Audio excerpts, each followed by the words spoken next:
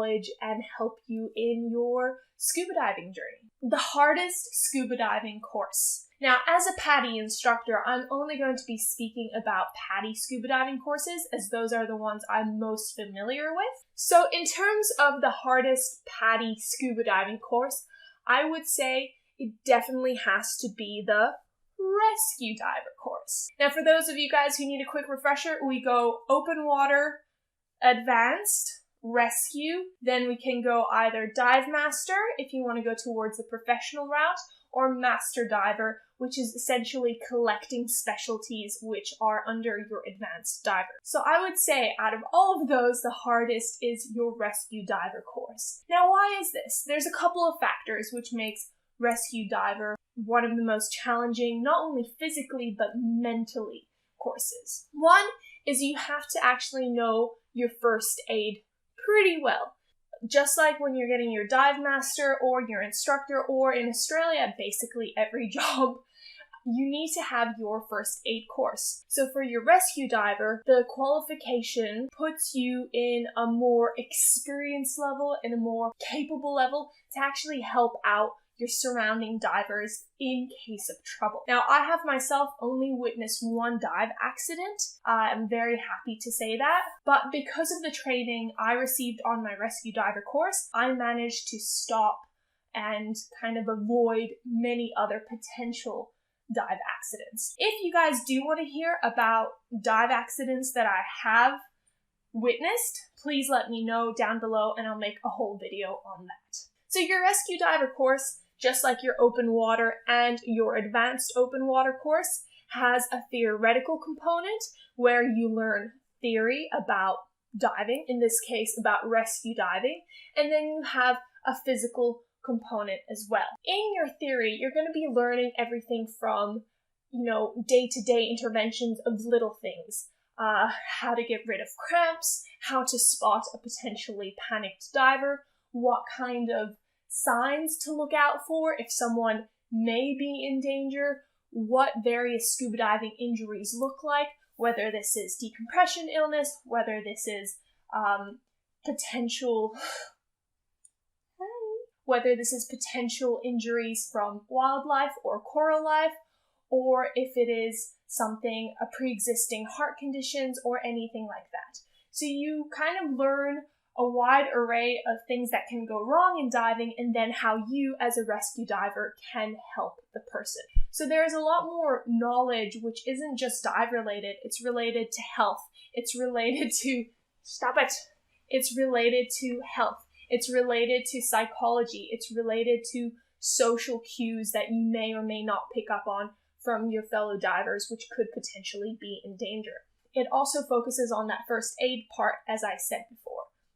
So you need to be 000 or 112, 000 or 112 or 911. Yeah, how to kind of stay calm in an emergency situation. In your pool component, where, your open water diver course has a pool component, your advanced open water course doesn't, your rescue diver, again, does have a pool component.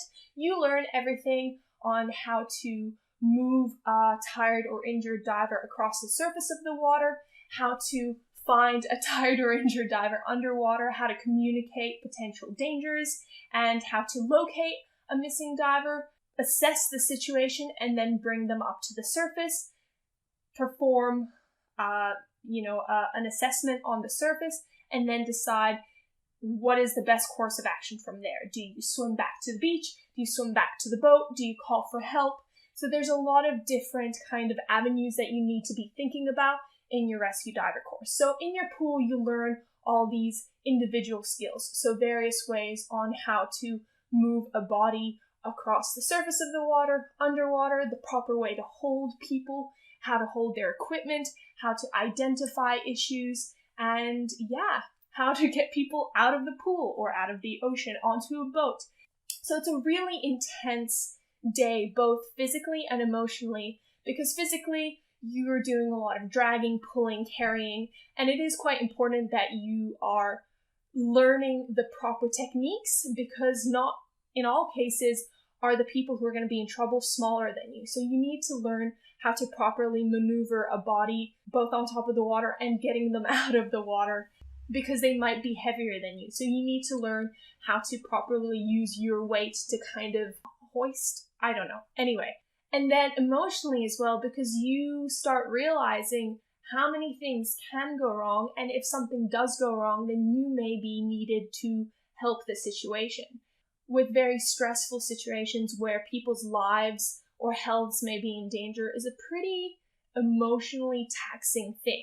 So it is a big and tiring day. Once you have completed the theory component, which does have that exam, and the pool component, you also now have the scenario component.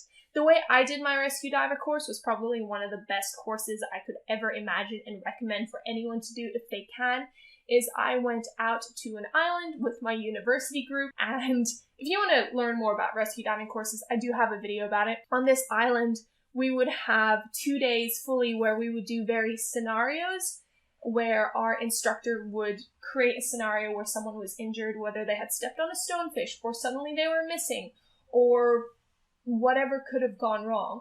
And your job as the team was first to find it, identify it, create a plan, delegate jobs, and then fulfill each of these jobs. So you may have someone that is the person taking notes. You have the person who is calling 00, 000. You have the person who is doing the health assessment. You have the person who's comforting the buddy or the friends of the person who's hurt.